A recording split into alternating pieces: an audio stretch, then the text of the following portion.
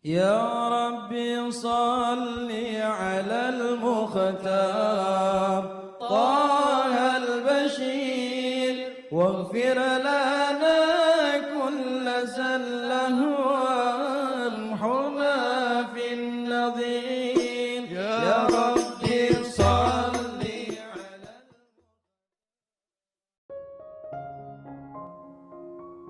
Bismillahirrahmanirrahim. Alhamdulillahirabbil alamin. Allahumma shalli wa sallim ala sayyidina Muhammadin wa ala ali sayyidina Muhammadin.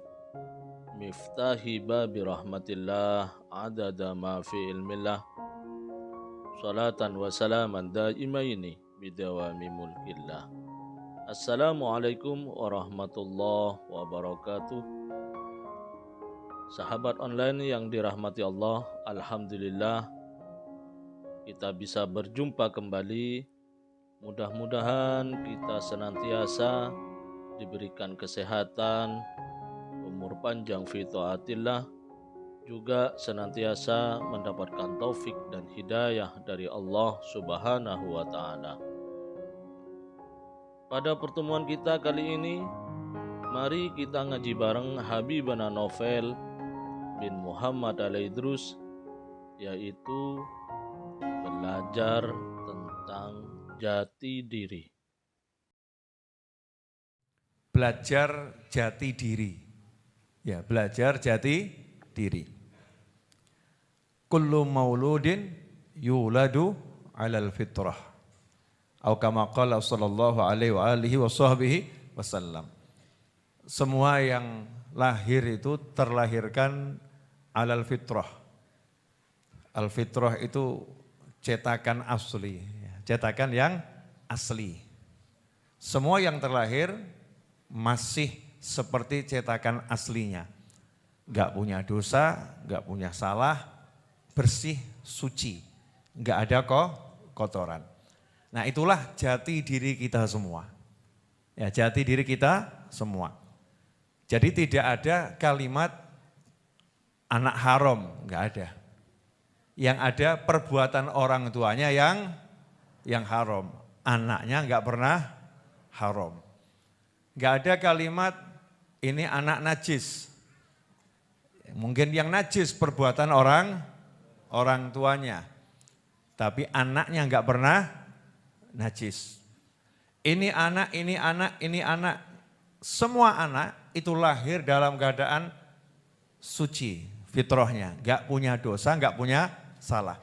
Karena itu la syak, tidak ada keraguan kalau ada anak umur 2 tahun meninggal dunia, tempatnya surga. Anaknya siapapun, meskipun nanti khilaf ulama, kalau anaknya orang-orang yang enggak beriman, nanti di surga jadi apa? Nah itu khilafnya ulama, jadi apa di surga?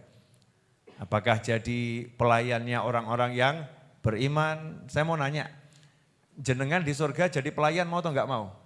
Saya mau.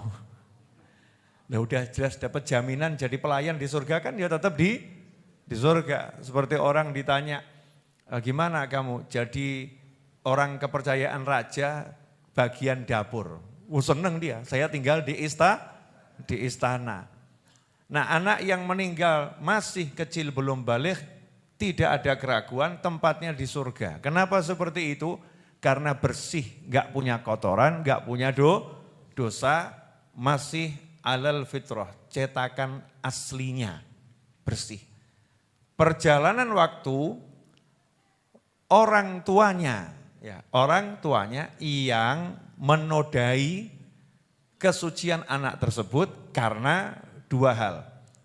Yang pertama, tidak mengajarkan yang baik menurut Allah Ta'ala dan Nabi Muhammad SAW. Ya. Yang kedua, orang tuanya mengkonsumsi hal-hal yang diharamkan oleh Allah Subhanahu wa Ta'ala. Sehingga apa yang masuk ke perut anak lewat mulut tadi dari hasil yang haram merubah yang tadinya bersih akhirnya ketempel yang kotor. Siapa yang menyebabkan kotoran itu masuk ke tubuh anak? Orang tua. Kita ini naudzubillah min dzalik. Makanya kalau ada orang tua kemudian protes, anak saya kok rewel, anak saya kok ruwet, naudzubillah min dzalik. Anak saya kok tingkahnya enggak karu-karuan, anak saya kok susah diberitahu. Banyak WA yang masuk ke saya, ngeluh semacam itu, kemudian minta didoakan agar anaknya jadi anak yang penurut, jadi anak, jadi anak, jadi anak, jadi anak, jadi anak. Ya tentunya itu harapan yang bagus dan permintaan yang bagus. Tapi saya mau jawab lewat WhatsApp itu kok enggak tekan hati saya. Enggak sampai hati saya. Ini jawaban saya umum untuk diri saya dan antum semua dimanapun berada. Jangan salahkan anaknya dulu. Coba cek anak itu dikasih makan apa. Rezeki orang tuanya dari mana. Minumannya apa. Kalau yang masuk ke dalam mulut tidak diperhatikan, maka jangan kaget apa yang muncul dari tubuh. Kalau yang masuk dari mulut ini enggak diperhatikan, nanti yang keluar ya semaunya sendiri. Yang keluar dari mulutnya semaunya sendiri, dari tangannya semaunya sendiri, dari kakinya semaunya sendiri. Sehingga orang tuanya kewalahan, kok begini, kok begini, kok begini. Jawabannya adalah introspeksi diri. Maka obatnya nomor 1, kalau memang ada anak yang semacam itu, mudah-mudahan enggak ada yang semacam itu meskipun faktanya ada. Dan enggak sedikit, banyak gitu ya. Disuruh ini kok susah, disuruh ini susah, disuruh ini susah. Kalau disuruh maksiat kok cepet. Diajak ke majelis berat, diajak ke masjid berat, diajak zikir berat. Ya. Tapi kalau diajak ke yang lain kok cepet. Ya kenapa semacam itu? Introspeksi diri. Mungkin kita orang tua pernah memasukkan sesuatu yang haram, baik sadar maupun enggak sadar ke tubuh anak-anak kita. Beruntung kalau itu jadi tindakan yang negatif di dunia, kemudian nanti akhirnya sadar ya. Akhirnya sadar, mudah-mudahan itu kafaroh. Orang tuanya jadi pegel, jadi berat hati, jadi susah. Mudah-mudahan itu penghapus dosa atas kelakuan orang tua. Saya ngomong begini karena kasihan. Banyak anak-anak tuh yang disalahkan sama orang tuanya. Tapi orang tuanya enggak pernah mikir, jangan-jangan ini salah saya, bukan salah anak saya. Seorang ulama itu pernah, ulama besar ya, seorang ulama besar itu pernah waktu ngajar tiba-tiba terhenti terus jadi seperti orang yang linglung beberapa saat. Jadi orang yang linglung. Setelah itu ngajar lagi, lancar lagi. Maka ditanya, kenapa tadi sempat ngajar seperti linglung itu? Dijawab, itu akibat susu yang masuk ke mulut saya di waktu saya masih bayi. ASI ya, masuk ke mulut saya di saat saya masih bayi. Kemudian ayah saya tahu dimuntahkan. Ya, dimuntahkan, sisanya yang masih ada pengaruhnya sampai sekarang. Karena itu bukan ASI ibu saya, tapi ASI pembantu rumah tangga yang sumber makanannya enggak jelas. Lihat saya nangis kemudian disusuin. Ya, lihat saya nangis kemudian disusuin, ternyata pembantu rumah tangga ini di masa itu makanannya enggak jelas halal haramnya. Sehingga ASInya pun statusnya syubhat ya. ASInya statusnya syubhat. Diminum sama anak kecil, pengaruhnya walaupun jadi ulama itu sempat saat-saat tertentu jadi linglung. Karena pengaruh sesuatu yang enggak halal itu bisa sampai sedemikian rupa. Kenapa saya jelaskan pada malam hari ini bab yang satu ini? Karena saatnya kita meriset diri. Jadi kalau kita mau jalan itu ya cek mesin dulu ya. Oh ini kenapa kok berbet nih, olinya harus dikuras ya. Olinya harus dikuras, diganti oli yang baru. Ini kenapa olinya bagus di starter kok enggak mau, oh akinya tekor ya. Artinya perlu dijamper mungkin. Atau mungkin akinya harus diganti yang baru. Oh ini kenapa, cek mesin dulu semuanya biar nanti perjalanan kita itu jadi nyaman dan aman. Oh ini kenapa, ini kok kena gronjalan dikit kok doknya luar biasa. Oh skoknya ada yang bermasalah ya, dibetulkan atau diganti. Oh kita buat catatan dulu. Kita cek diri kita masing-masing. Karena perjalanan kita bukan sembarang perjalanan. Perjalanan kita ini bukan menuju satu kota. Perjalanan ini bukan menuju satu tempat wisata. Perjalanan ini bukan menuju satu wilayah. Tapi perjalanan ini menuju surganya Allah Subhanahu wa ta'ala. Yang mana perjalanan menuju surga itu rintangannya luar biasa. setan nggak pernah rela kalau kita masuk surga. Karena setan telah bersumpah di hadapan Allah Ta'ala, aku akan menyesatkan mereka semua umat manusia dan aku akan membawa mereka masuk neraka bersamaku. Maka Allah katakan, ya hamba-hambaku yang mukhlasin, kamu tidak akan mampu menyentuh mereka. Hamba-hamba Allah yang dijadikan orang-orang yang tulus. Ya Allah menjadikannya orang-orang yang tulus. Itu enggak bisa disentuh oleh iblis dan bala tentaranya. Semoga insya Allah kita termasuk di dalamnya, amin. Jadi kita harus ngerti dulu, kita mau kemana, yang menghalangi siapa. Jadi yang menghalangi adalah setan.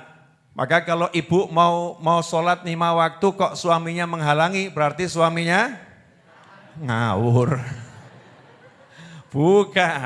Bukan suaminya itu yang menghalangi, tapi suaminya lagi ketempelan setan. Jangan benci suaminya, benci setan yang nempel pada suami. Jangan salah sasaran. Suami itu lahir suci, bersih, tapi lagi ketempelan. Ya, makanya semua hal keburukan itu sifatnya bukan dzati. Ya, keburukan itu bukan sifatnya materinya buruk, itu enggak, tetapi sesuatu yang nempel. Tapi kalau kebaikan itu sifatnya dzati, zatnya manusia itu memang baik, manusia itu memang suci, manusia itu memang bersih. Karena itu kita enggak boleh mencela, menghina, mencaci, memaki, menghinakan, merendahkan, menjustifikasi, menghakimi siapapun dari hambanya Allah Ta'ala. Karena kalau yang tadi kita caci maki, yang nempel tadi lepas, maka dia tampak indahnya luar biasa, akhirnya kita pun malu. Ternyata dia sekarang jauh lebih indah dari saya, jauh lebih bersih dari saya. Sampai di sini jelas? Apa yang jelas? Suaminya? Jangan begitu, Bu. Ini kelihatannya kok 2 Jumat berturut-turut pukulan telak ke suami ya. Nah, ibu-ibu happy itu di atas. Bu, jelas ya Bu? Artinya kita semua ini bersih. Ya enggak ada yang kotor, enggak ada. Hanya ketempelan. Maka yuk kita riset. Dinolkan lagi, ya dinolkan lagi. Di-setel ulang. Ya di-setel ulang. Pokoknya saya harus seperti keluaran pabrik. Ya, di tune up ya, seperti keluaran pabrik. Alal fitrah itu artinya seperti keluaran pabrik. Pasti bagus. Alhamdulillah, kita telah menyimak penjelasan dari beliau. Semoga ilmu yang telah kita peroleh ini dari Habibana Novel bin Muhammad Al-Idrus menjadi ilmu yang bermanfaat bagi kita, keluarga, dan anak cucu kita. Habibana Novel bin Muhammad Al-Idrus menjelaskan bahwa manusia dilahirkan dalam keadaan fitrah, suci, bersih, gak ada dosa. Inilah jati diri kita semua. Gak ada yang namanya anak haram. Yang ada adalah perbuatan orang tuanya yang haram. Semua anak lahir dalam keadaan suci, gak punya dosa dan salah. Dalam berjalannya waktu, orang tuanya lah yang menodai kesucian anak itu dengan 2 hal. Yang pertama, tidak mengajarkan suatu yang baik menurut Allah Ta'ala wa Rasulullah Sallallahu Alaihi Wasallam. Yang kedua, orang tuanya mengkonsumsi hal yang diharamkan oleh Allah Ta'ala. Sehingga ketika hal tersebut masuk ke dalam tubuh anaknya, yang tadinya bersih, yang tadinya suci, akhirnya ketempelan kotoran. Dan ini yang salah adalah orang tuanya. Ketika ada orang tua protes, kenapa anak saya kok rewel? Kenapa anak saya kok ruwet? Kenapa anak saya kok bandel? Jawabannya adalah kita sebagai orang tua harus introspeksi dulu. Introspeksi diri dulu, jangan menyalahkan anaknya. Cek makanan yang kita kasih kepadanya, halal apa tidak. Rezeki yang kita peroleh, halal apa tidak. Kalau yang masuk pada mulut anak tidak diperhatikan, maka jangan kaget dengan reaksi tubuh yang dikeluarkan. Maka obatnya, jika anak kita semacam di atas, adalah kita harus introspeksi diri, perbaiki apa yang akan diberikan kepadanya. Semoga kita bisa memahami dan senantiasa mengamalkan dari apa yang telah beliau sampaikan. Dan mudah-mudahan segala hajat baik kita segera dikabulkan, segera diwujudkan oleh Allah Ta'ala. Segala masalah yang mampir dalam hidup kita segera dihilangkan, diganti dengan hidup yang berkah, penuh dengan ketaatan, kebahagiaan, dan ketenangan. Amin ya rabbal alamin. Wallahu a'lam bishawab. Semoga barokah dan manfaat. Assalamualaikum warahmatullahi wabarakatuh.